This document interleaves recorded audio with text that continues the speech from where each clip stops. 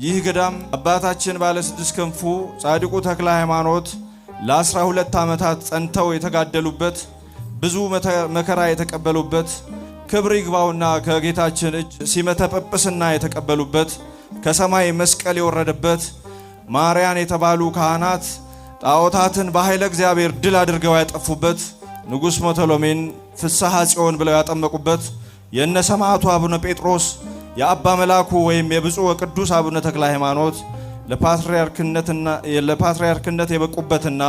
የሌሎችን አይናማ ሊቃውንት ሊቃነ ጳጳሳት እንዲሁም አሁን ላይ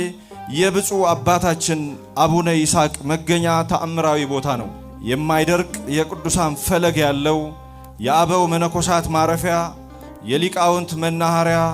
የአበው ሊቃነ ጳጳሳትና ፓትርያርክ መፍለቂያ ምንጭ መሆኑም ልዩ ያደርገዋል።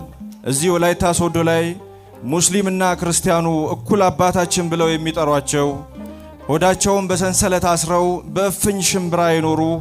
ባዶ እግራቸውን እየተራመዱ በርካታ ቤተክርስቲያን የተከሉ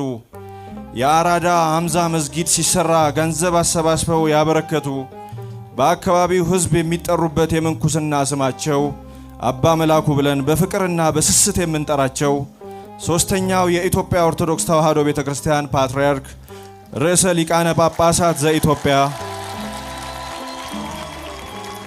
በ1980 ዓመተ ምህረት የመሰረት ድንጋይ ሲያኖሩ እንደተናገሩት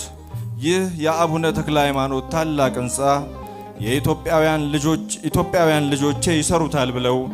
በእምነት አስቀምጠው ከ37 ዓመታት ምጥ በኋላ የተወለደ ሕንጻ መሆኑ ለየት ያደርገዋል።